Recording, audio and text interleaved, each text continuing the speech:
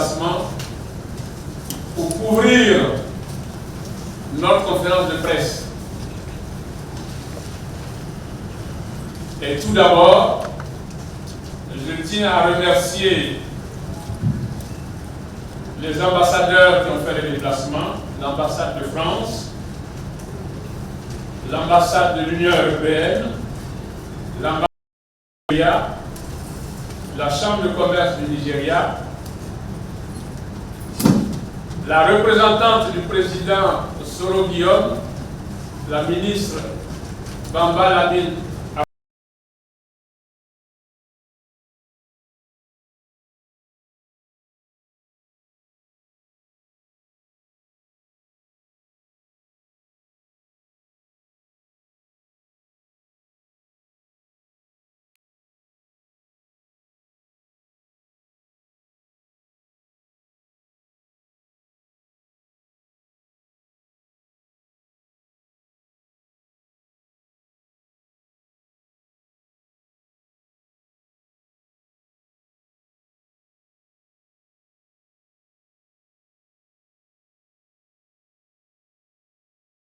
tout à l'heure, le responsable de l'organisation de cette conférence de presse. Elle va porter sur la situation politique en Côte d'Ivoire et singulièrement sur les débats actuels qui ont cours suite à la déclaration du président Henri Konan Bédié. Et nous en profiterons pour faire le point de la situation sociopolitique de la Côte d'Ivoire et singulièrement de la gouvernance de M. Alassane Ouattara. Et cette conférence de presse va se passer de la façon suivante. Je vais laisser la parole au président Ali Niaba qui va lire notre déclaration préliminaire. À la suite de ça, les journalistes pourront poser les questions auxquelles je vais répondre pour apporter les éclaircissements nécessaires. Si vous le permettez, je passe la parole à Niaba pour donner lecture de la déclaration liminaire. Président du PDCI RDA, tenu le 5 juin 2019. Les faits. Le samedi 8 juin 2019, en réponse à des propos prêtés au président Henri Konan Bédié, le ministre de la Communication, porte-parole du gouvernement, a donné lecture d'un communiqué qui accuse le président Henri Konan Bédié d'avoir tenu des propos d'une extrême gravité, appelant à la haine de l'étranger, qui sont de nature à mettre en péril, au-delà de la paix et de la cohésion sociale, l'unité nationale et la stabilité du pays. En outre, à cette occasion, le gouvernement, dans son communiqué, a tenu à rappeler que le racisme, la xénophobie et le tribalisme ou la discrimination raciale ou religieuse sont constitutifs d'infractions pénales prévues et punies par la loi. Face à ces accusations du gouvernement, au cours d'une conférence de presse tenue le 10 juin 2019, le PDCI a tenu à apporter des preuves palpables et irréfutables sur les propos réellement tenus par le président Henri Konan Bédié, relatifs notamment aux conflits intercommunautaires récurrents, à l'orpaillage clandestin et à la faute sur la nationalité ivoirienne. Sur les conflits intercommunautaires récurrents, le PDCI RDA, preuve à l'appui, a énuméré la liste impressionnante des conflits meurtriers. Ces conflits qui n'épargnent désormais aucune région du territoire ivoirien opposent, dans la plupart des cas, des nationaux ivoiriens à des ressortissants de pays étrangers. Sur l'orpaillage clandestin, le PDCI révèle que le représentant du directeur général des mines et de la géologie a démontré que l'orpaillage clandestin, qui concerne presque toutes les régions de Côte d'Ivoire, est pratiqué principalement à plus de 85% par des non-ivoiriens et le plus souvent armés.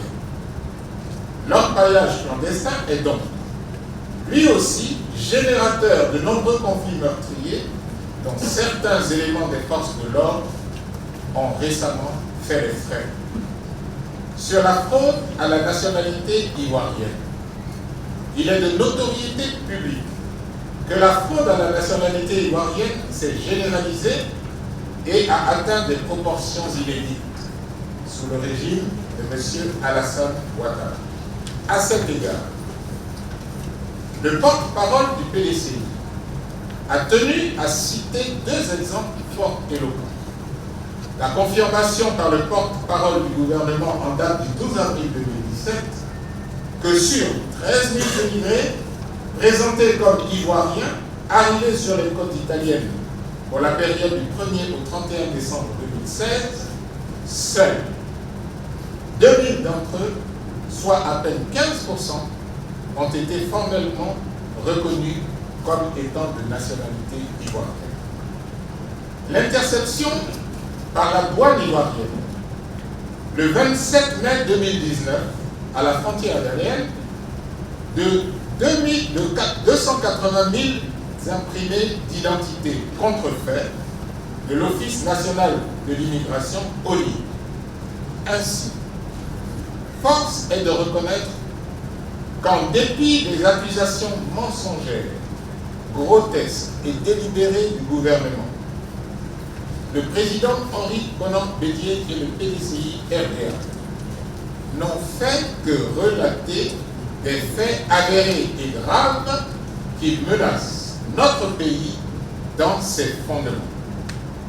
Agissant ainsi, le président Henri Konan Bédié a agi en véritable homme d'État soucieux de la paix, de la stabilité, de l'unité et de la réconciliation nationale. À cet égard, les partis de l'opposition tiennent à lui apporter un soutien indéfectible dans ce juste combat et à lui rendre un hommage mérité pour ce rôle de visionnaire dans la défense intransigeante des intérêts fondamentaux du peuple ivoirien.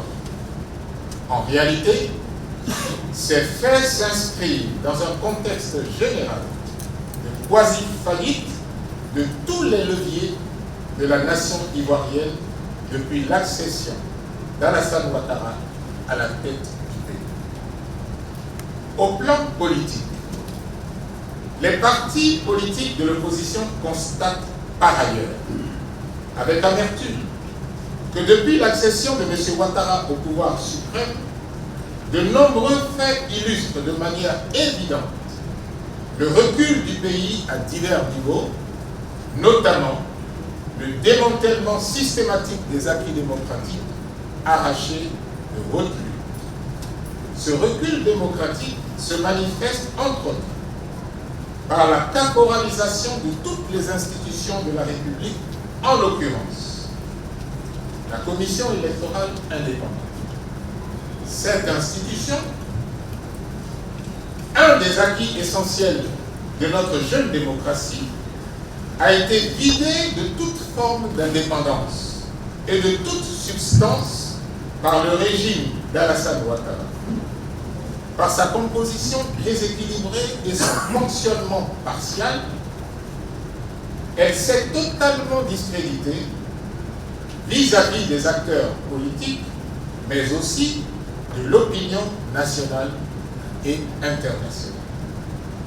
C'est d'ailleurs à juste raison que le 18 novembre 2016, la Cour africaine des droits de l'homme et des peuples a vivement condamné l'éviction de l'exécutif ivoirien dans le fonctionnement de la commission électorale et ordonné à la Côte d'Ivoire de modifier la loi organique relative à cette institution. C'est pourquoi l'opposition ivoirienne a le devoir de mener avec esprit de suite son juste combat pour une commission électorale véritablement indépendante qui aura totalement en charge les futures élections en Côte d'Ivoire. Le Conseil constitutionnel, cette institution qui devrait en principe jouer le rôle de garante de l'état de droit dans les régimes démocratiques, est devenue, à l'instar de la CEI, une autre caisse de résonance des desiderata du pouvoir en place. Une Assemblée nationale aux ordres. L'Assemblée nationale de Côte d'Ivoire, quant à elle, a été transformée en une chambre d'enregistrement des volontés du pouvoir exécutif. Les conditions anachroniques et frauduleuses de l'élection récente de son président actuel en témoignent éloquemment. En témoigne également le spectacle ridicule, aussi ridicule qu'humiliant pour notre pays, auquel vient de s'adonner la délégation officielle de la Côte d'Ivoire lors de la 27e réunion de l'Assemblée parlementaire de la francophonie le vendredi 14 juin à Rabat, au Maroc. Des libertés individuelles. Le système judiciaire étant désormais aux ordres du pouvoir, l'on assiste à l'instauration d'un régime autoritaire, policier, autocratique, voire dictatorial, avec des arrestations arbitraires et des emprisonnements systématiques pour délits d'opinion, souvent opérés par des forces paramilitaires encagoulées.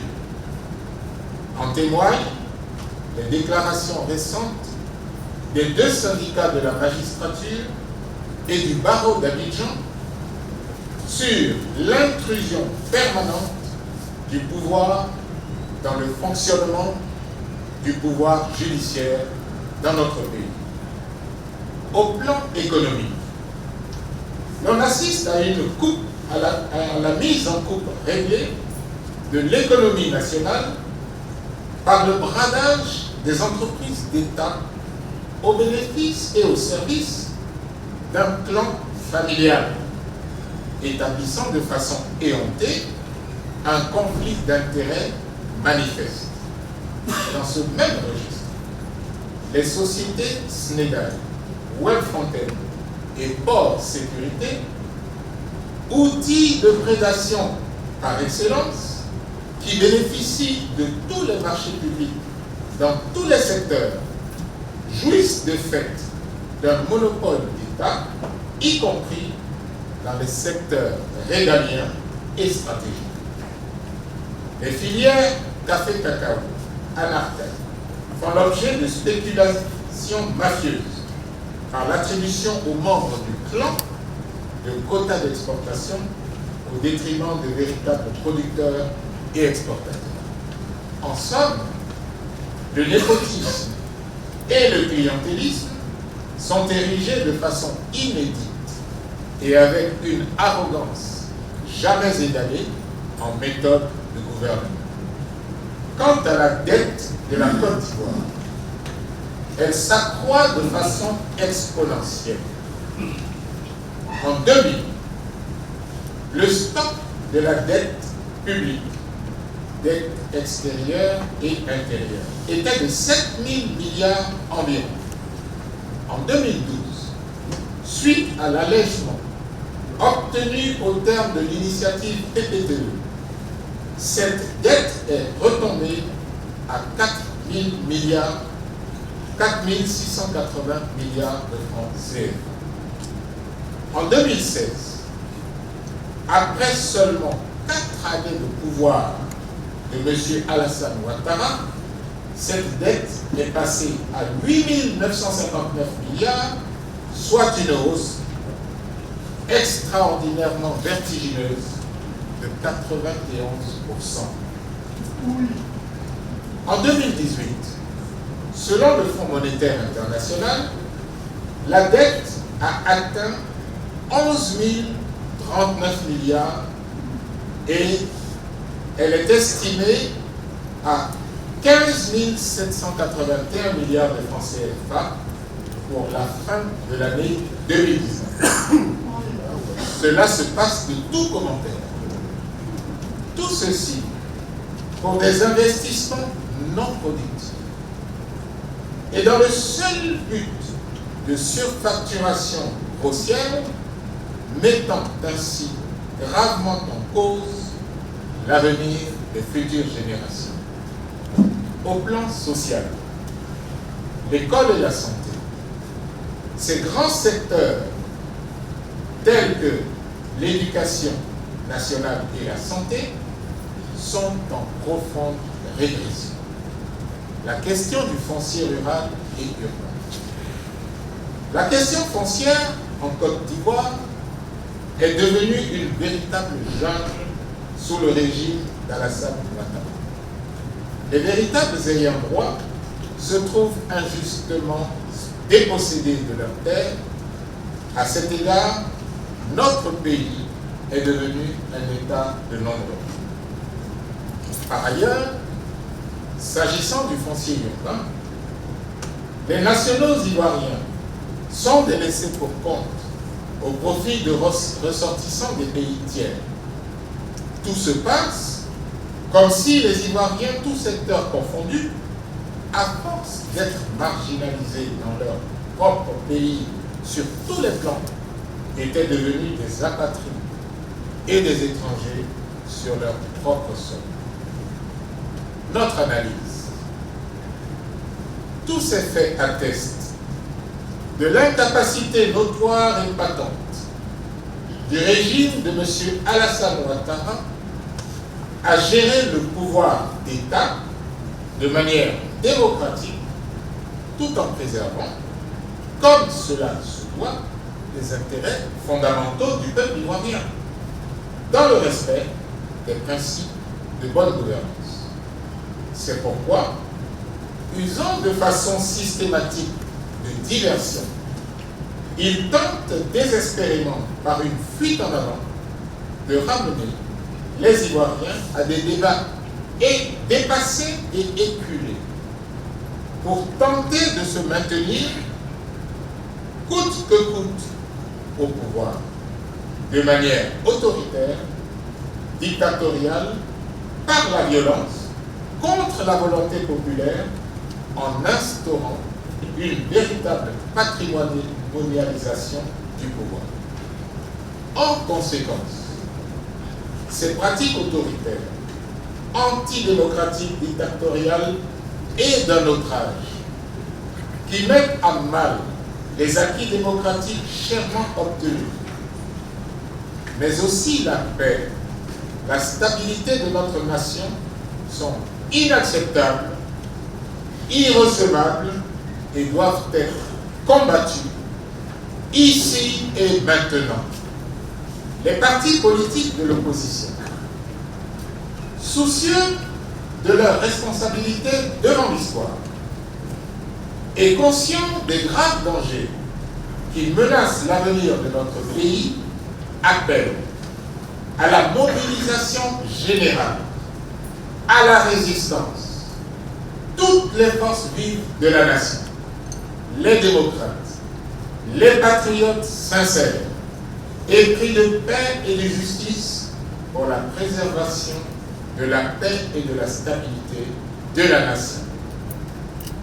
Nous avons en effet le devoir impérieux de rassembler tous les Ivoiriens dans l'objectif de défendre la démocratie, l'état de droit, la bonne gouvernance, en vue de réaliser la réconciliation nationale et restaurer la liberté et la souveraineté de notre pays, de nos jours sérieusement compromises. Filles et fils de Côte d'Ivoire, unissons-nous afin de préserver la nation d'un effondrement total.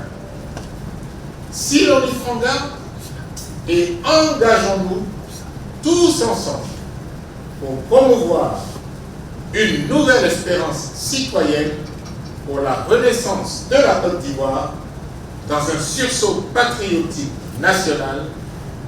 Vive notre pays, vive la République et vive la Côte d'Ivoire. Ce moment Maurice Frédère était encore là-bas aux côtés de Kakou Kikaouye et autres. Bon, à part toutes ces déclarations dans de beaux locaux, quelles sont les actions concrètes que vous comptez faire pour qu'effectivement les Ivoiriens, les filles et fils de la nation dont vous avez parlé tout à l'heure puissent se mettre en branle pour changer les choses?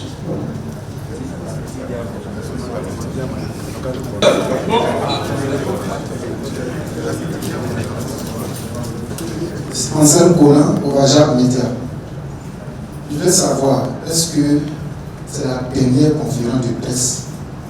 C'est-à-dire, après cette conférence-là, est-ce que tout changera? Après cette conférence de presse. Merci. Je suis Djabel de La Voix Originale. Alors, nous sommes à 17 mois des élections. Le plus souvent, la question des étrangers est toujours présentée comme une question électorale. Alors, est-ce que cette question va se limiter seulement aux élections ou un jour les fils de Côte d'Ivoire vont s'asseoir avec les étrangers et traiter réellement ce problème? C'est ma première question. Alors, vous avez parlé d'union. Et le plus souvent, ce qu'on constate, c'est que quand les élections arrivent, vous partez tous en rang dispersé. Est-ce que l'opposition va cette fois s'unir et nous sortir une alternative valable? Merci. Tout à l'heure, dans votre conférence, vous avez évoqué l'humiliante scène qui s'est produite à Rabat au Maroc. Alors, nous savons tous que l'APF effectue en ce moment même une mission en Côte d'Ivoire relative à l'organisation de la prochaine assemblée annuelle. Là-dessus, la section locale a déjà donné sa position. Quelle est la position des partis de l'opposition? Estimez-vous que la Côte d'Ivoire peut accueillir l'organisation de cette assemblée annuelle ou bien vous rejoignez la session légalement reconnue au plan national? Je vous remercie. Le presse était prévu initialement à l'immeuble Carbone des architectes. La salle a été obtenue et déjà payée. Et hier, nous avons reçu un appel téléphonique de cette institution pour nous dire qu'à la suite de pression du pouvoir, ils ne peuvent plus nous prêter leur salle. Ça vous montre la question des libertés aujourd'hui en Côte d'Ivoire. Nous avons été donc obligés de nous rabattre sur ce lieu où nous sommes aujourd'hui. Et tout à l'heure, lorsque le comité d'organisation est arrivé, des membres de la police étaient là pour savoir si on avait une autorisation. Bon, je pense que après discussion avec leur hiérarchie, ils sont partis. Je tenais à vous donner ces informations pour prouver de façon claire tout ce que nous disions tout à l'heure. Et tout en nous excusant du désagrément que la délocalisation a pu vous faire. Alors, au niveau des questions, je vais commencer par la question de l'APF. Nous avons fait allusion aux conditions d'élection frauduleuse du président actuel de l'Assemblée nationale. Vous vous souvenez, nous en avons parlé hier, déjà, lors du vote de la Constitution en 2016, le gouvernement a modifié la loi électorale pour imposer 2 bulletins. Alors que depuis 2000, tous les scrutins adoptent le bulletin unique. Et vous savez d'ailleurs que l'obtention de ce bulletin unique a été l'objet d'une lutte intense que nous avons eu à mener. Il y avait un consensus là-dessus. Eh bien, la même chose a été répétée pour l'élection de l'actuel président de l'Assemblée nationale.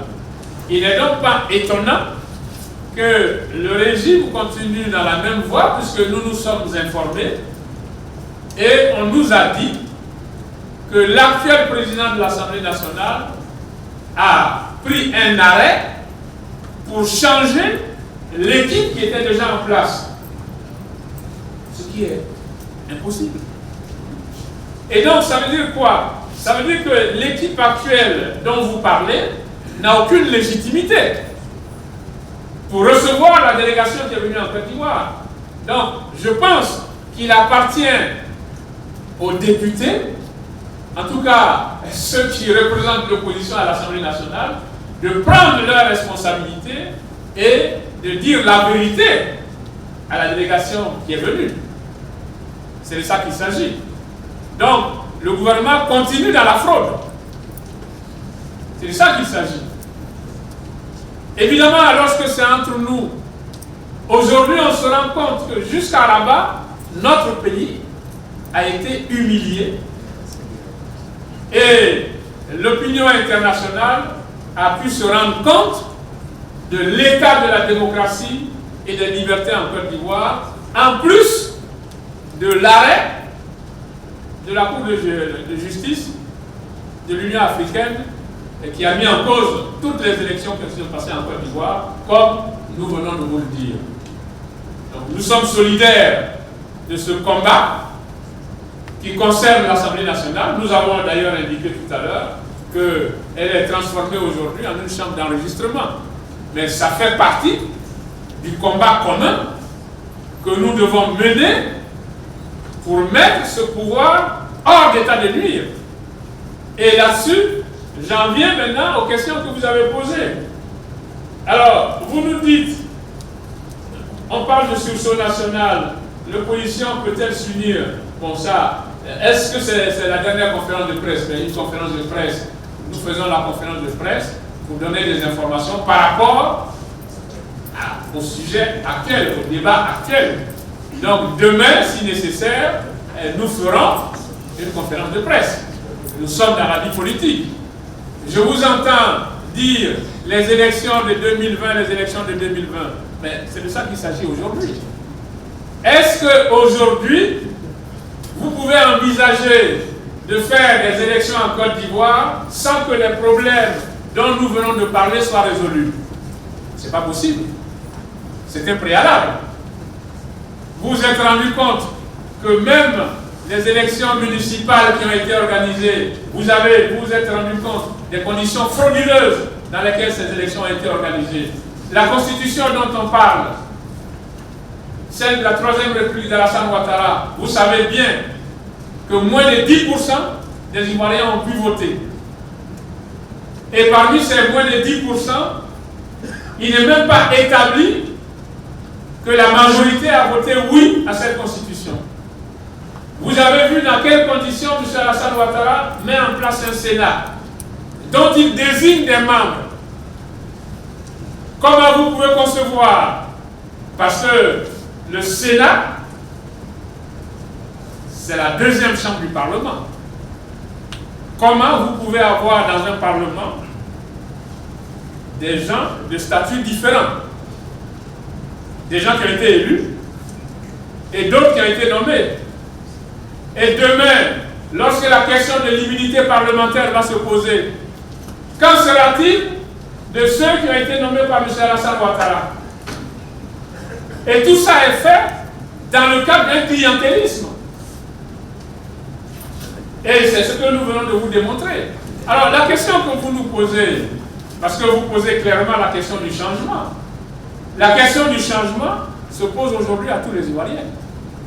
Vous êtes des journalistes, mais vous êtes aussi des citoyens. Nous faisons notre travail politique Nous devons sensibiliser les Ivoiriens. En tant que parti politique, c'est ce que nous faisons. C'est pour ça que nous appelons à l'union. Parce que ce changement-là, pour que la Côte d'Ivoire devienne un pays démocratique, c'est ensemble que nous le ferons. D'autres pays nous donnent aujourd'hui l'exemple. Le peuple se mobilise. Mais quand le peuple se mobilise, il gagne toujours. C'est très clair. Et donc je m'adresse aussi à vous. Nous n'avons pas la baguette magique. Notre rôle, c'est de sensibiliser et d'unir les peuples ivoiriens. Et nous allons continuer ce travail. Le débat sur les élections de 2020 est aujourd'hui inopportun. Parce qu'il faut créer les conditions de ces élections. Et vous voyez qu'aujourd'hui, M. Alassane Ouattara, tout ce qu'il fait, c'est de mettre à sa dévotion les institutions qui sont là. C'est ce qu'il veut faire avec la prochaine élection, avec la prochaine commission électorale. Ce que nous avons refusé, ça a été l'objet de notre rencontre d'hier, que je ne vais pas reprendre ici. Il s'agit de différents fronts de combat, mais tous ces combats doivent se réunir. C'est pour ça qu'en vous faisant le point, nous ne sommes pas arrêtés à la question de l'orpaillage, à la question des cartes d'identité. Nous avons balayé l'ensemble de la gouvernance d'Alassane Ouattara, parce que c'est de cela qu'il s'agit. Pourquoi M. Alassane Ouattara veut avoir une commission électorale à sa dévotion? Mais c'est pour confisquer le pouvoir. Mais confisquer le pouvoir pour faire quoi? Pour poursuivre ce qu'il est en train de faire. Parce que l'État de Côte d'Ivoire est en voie de privatisation.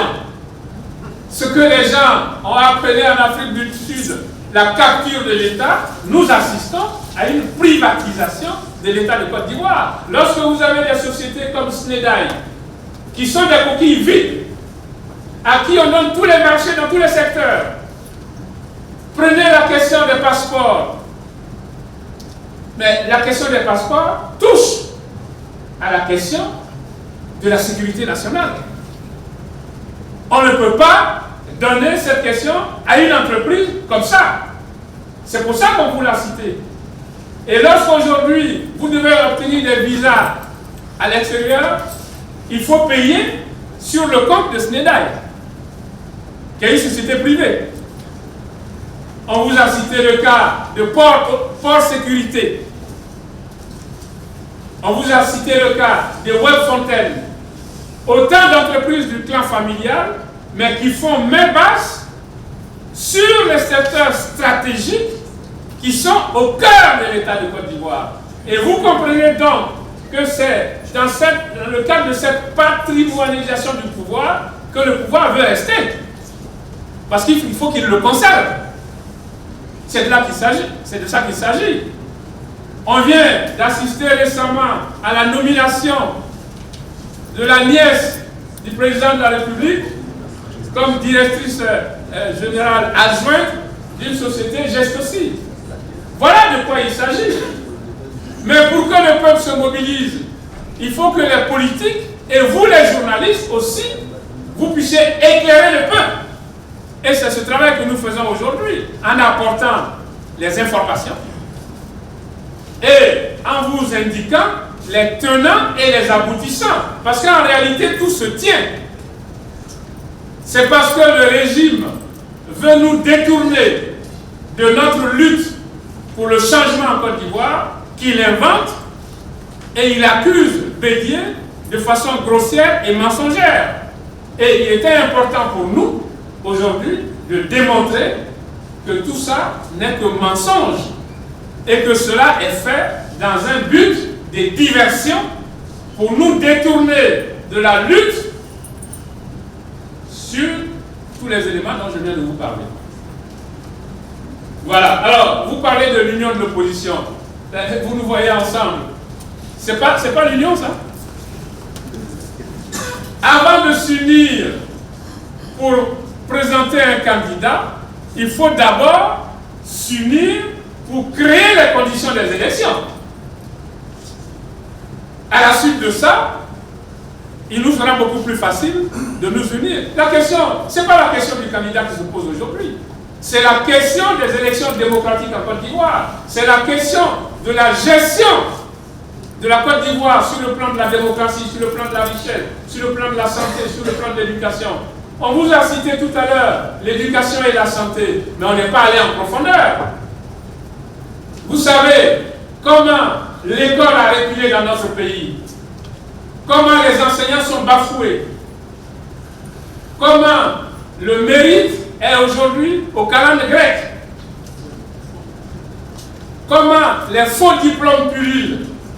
Et donc la question de l'école, ce qui va se poser demain, c'est de savoir comment la Côte d'Ivoire va avoir des ressources humaines de qualité.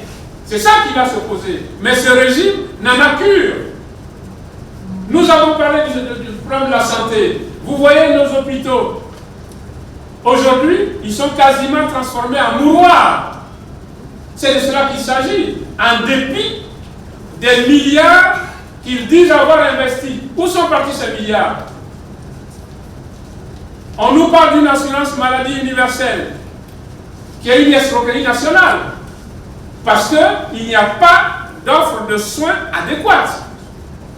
Et vous allez faire une assurance maladie pourquoi? Puisque vous ne pouvez même pas soigner les gens. Les personnels sont démotivés. C'est de ça qu'il s'agit. C'est ce débat que nous devons mener en Côte d'Ivoire. Ce n'est pas le débat pour aller accuser Bédier d'avoir dit ceci ou d'avoir dit cela. Et moi, je vous prends tous à témoin, vous aussi les journalistes, parce que vous avez votre part dans ce combat. Professeur, j'ai 3 préoccupations. Je suis Tchépiché de Les Sentinelles.info. Mes préoccupations sont les suivantes. 1. La résidence du président Bédier a été le théâtre d'une scène, je dirais insolite, mais effroyable. Le versement d'un liquide qui ressemblait à du sang. Bon, je ne sais pas le contenu, donc je ne peux pas affirmer pour le moment que c'est du sang. Donc, je disais que, est-ce que le silence du procureur de la République ne vous fait pas peur, ne vous intrigue pas? N'est-ce pas un précédent fâcheux si on venait à ce texte sur ce genre de scène? Ma deuxième préoccupation, c'est l'inertie observée au niveau des débats autour de la réforme de la CEI. L'Union européenne s'en émeut. Au niveau de l'opposition, sûrement ça vous inquiète. Comment comptez-vous peser sur le cours des choses? Troisième préoccupation, tout à l'heure, vous avez parlé de gouvernance kleptomanique.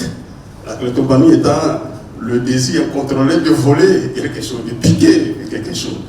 Qu'est-ce que vous voulez dire par là? Essayez de détailler un peu pour nous. Merci.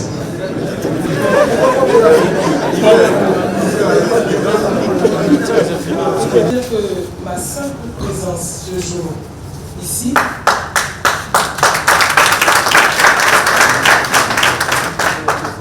aux côtés de l'opposition montre clairement la position du président du comité politique Soro Kibafoye. C'est un combat de tous les Ivoiriens, de tous les patriotes qui aiment ce pays. C'est un combat de nous tous. Parce que ce combat, si nous n'y prenons garde, notre pays va sombrer. C'est soit le chaos ou c'est la renaissance de la Côte d'Ivoire. Et nous n'avons donc pas le choix de laisser les choses perdurer et de ne rien dire. C'est pour cela, comme vous le savez, sur ma page Facebook, je me suis autorisé à prendre la parole. Mais je l'ai pris par le biais de la plume pour dire, effectivement, que le gouvernement essayait de nous faire une diversion. Une diversion pour occulter les véritables problèmes en Côte d'Ivoire. Et qu'il est temps que les Ivoiriens se mettent ensemble, se donnent la main. Et je salue donc ma soeur qui est là, la présidente de Leader, et je pense qu'elle est là aussi pour cela. Et nous sommes tous là pour vous soutenir, pour dire que nous sommes tous ensemble. Et que ne croyez pas qu'il n'y a pas une union des Ivoiriens. Il y a une union de tous les Ivoiriens. Et nous allons vous démontrer dans les jours qui viennent. Mais comme l'a rappelé le professeur, en réalité, cette union elle se matérialise aussi d'abord par la prise de conscience, et c'est ce que nous sommes en train de faire. Et quand nous avons pris conscience du danger que court notre pays, à ce moment-là, après la prise de conscience, après avoir, je dirais, fait le diagnostic de ce qui se passe, nous pouvons maintenant mener des actions pour la victoire finale. Donc voilà ce que je voulais donc ajouter. En vous remerciant de nous avoir invités et vous dire que le président Soro Guio, naturellement, vous regarde, je pense, dans le direct, puisqu'il y a un direct, et donc vous salue. Je vous remercie. Merci beaucoup, Madame la Présidente.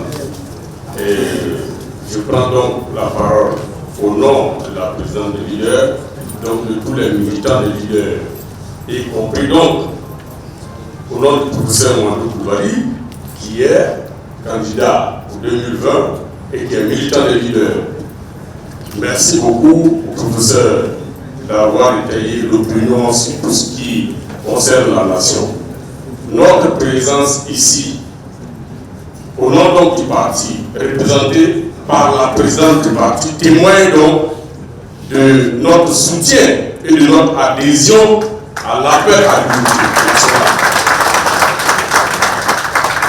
Face aux dérives des gouvernants, personne ne peut rester en marge de la marche de la nation. Et nous sommes ici donc pour témoigner de cela. Je vais m'arrêter là. Au nom donc de tous les militants, des leaders, nous sommes d'accord avec tout ce qui a été dit et de cette façon dont on veut détourner l'opinion nationale de ce qui est essentiel. Nous disons qu'il faut que la nation soit unie et nous sommes dans l'unité. De l'orpaillage clandestin depuis 2017. 200 sites. Ça veut dire tout simplement que c'est des milliards qui partent et en dehors du contrôle de l'État.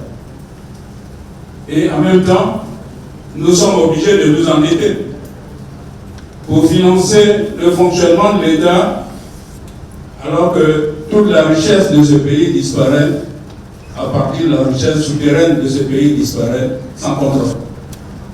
C'est la première conséquence, elle est économique. La deuxième conséquence, elle est environnementale. La conséquence environnementale est d'autant plus grave que je dirais qu'elle constitue même un crime contre les Ivoiriens. Parce qu'officiellement, la demande de permis d'exploitation commence par la demande d'un permis de prospection. Ensuite, quand on a trouvé, on fait une demande de permis d'exploitation. Mais les deux demandes doivent être accompagnées d'un dossier technique appelé l'étude d'impact environnemental. Ce site, à chaque fois, l'action a forcément un impact sur l'environnement. On mesure donc le degré d'impact et on propose également des solutions à la réparation, à la réhabilitation de ce site, quand l'organisation l'a faite de façon officielle. Mais quand c'est clandestin, qu'est-ce qui se passe? Une fois les travaux terminés, l'exploitation frauduleuse terminée, le site est laissé sans réparation. Et c'est très grave et dangereux pour les populations. Premièrement, rien ne peut se faire sur ce site. Au niveau agriculture, rien ne peut se faire sur le site. Au niveau des individus, des hommes, de la société elle-même, il est dangereux d'évoluer si vous vous approchez de ces sites qui sont quelquefois recouverts d'herbes sauvages. Vous tombez dans un trou et si vous êtes seul, c'est la mort assurée. Et même si vous êtes accompagné, c'est un site également où les reptiles sévissent. Et donc, si vous-même vous êtes accompagné, c'est pas évident qu'on puisse vous retirer de là. Donc, les sites, aujourd'hui, toute la surface de la Côte d'Ivoire est devenue une sorte de fromage gruyère avec des trous un peu partout. Toutes les régions de la Côte d'Ivoire sont concernées. Et c'est une situation dangereuse que nous vivons. À la fois, nous sommes dépouillés de nos richesses. On vous a démontré, on vous a dit là, que 85% de ceux qui sont sur les sites sont nos frères qui viennent d'ailleurs. Mais en plus, si rien n'est fait, est-ce qu'il n'y a pas de complicité au sein du gouvernement pour cacher tout ça, pour couvrir tout ça? Et en même temps que nous laissons l'exploitation frauduleuse se faire et donc le manque à gagner pour la Côte d'Ivoire se développer à ce niveau, nous continuons de nous endetter. On vous a donné des chiffres, mais il faut retenir que l'endettement d'aujourd'hui, ce sont les impôts de demain. Et ce n'est pas celui qui prend l'initiative de l'endettement aujourd'hui qui payera ces impôts demain. Donc voilà, qui prend l'initiative de l'endettement, il ne sera plus là quand il faudra rembourser. Et nous sommes dans cette situation. Je vous remercie. Vous avez parlé du silence du procureur. Le silence du procureur, le procureur ne fera rien, puisque nous avons dit que c'est un régime autocratique. Les magistrats ont dénoncé. Nous avons vécu ici un député qui a été arrêté, qui a été condamné, malgré son immunité parlementaire. Mais tout ça, ça nous ramène à la lutte pour changer la situation. C'est de ça qu'il s'agit. Et tous ces exemples que vous donnez, ce sont des exemples de répression. Il y a quelqu'un qui disait ici tout à l'heure, comment vous allez faire? Est-ce que vous n'avez pas peur, etc. Écoutez, les luttes ont commencé en Côte d'Ivoire depuis longtemps. Le peuple est très fort quand il est uni et qu'il est conscient. Vous savez, aujourd'hui, l'opposition est regroupée pour proposer une CEI qui soit effectivement réformée. Je ne vais pas refaire la conférence de presse que nous avons faite hier. Le gouvernement essaie de passer en force. Nous nous sommes réunis et l'essentiel des partis de l'opposition et de la société civile veut aller dans le même sens que nous. Et nous continuons ce combat pour une CEI effectivement réformée. Et nous nous opposons au passage en force du gouvernement. Et c'est ce que nous faisons. Ce que nous faisons aujourd'hui, c'est l'information, c'est la sensibilisation. Nous sommes réunis et je peux même vous dire que dans les jours qui viennent, nous avons une grande réunion avec la société civile. Notre souhait, sinon mon souhait à moi, c'est que ce soit la dernière conférence de presse que nous faisons et que nous devons maintenant sonner la mobilisation et prendre la rue en Côte d'Ivoire. Parce qu'en France, aujourd'hui, on parle des gilets jaunes. Ils ne sont pas contents. Ils prennent la rue. En Algérie, ils ont pris la rue, les Algériens, pour faire reculer Bouteflika qui voulait faire un dernier mandat. Je pense que l'heure a sonné pour les citoyens pour que la rue aussi puisse vibrer en Côte d'Ivoire. Nous sommes ici de la rue depuis la Je n'attends pas d'une conférence de presse ordinaire. Considérez que nous étions à la première, parce que quelqu'un a demandé si c'est la dernière conférence de presse. C'est la première conférence de presse de la victoire.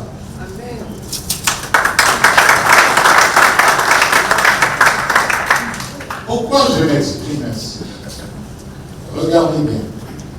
Le premier intervenant a dit quelles sont les actions que nous comptons mettre en œuvre. Le second a dit ne faut-il pas un sursaut national? Le troisième a dit est-ce que c'est la dernière conférence? Le quatrième a dit l'opposition peut-elle s'unir? Et quand vous voyez toutes ces questions, c'est que vous êtes plus pressés que nous. Vous êtes plus pressés que nous.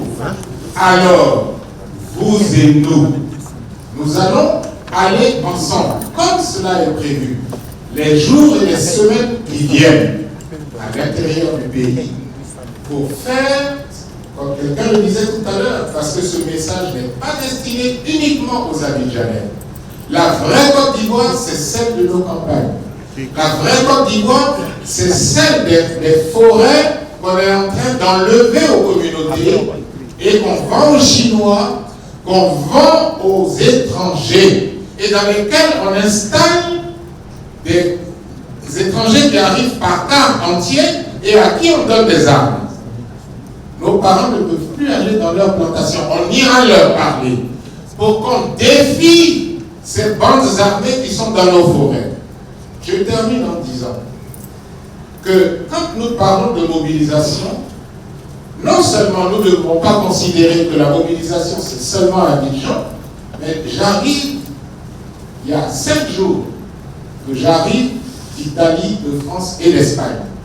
Je vous assure, les Ivoiriens de la diaspora sont fatigués d'attendre la mobilisation. Ils sont plus mobilisés que nous.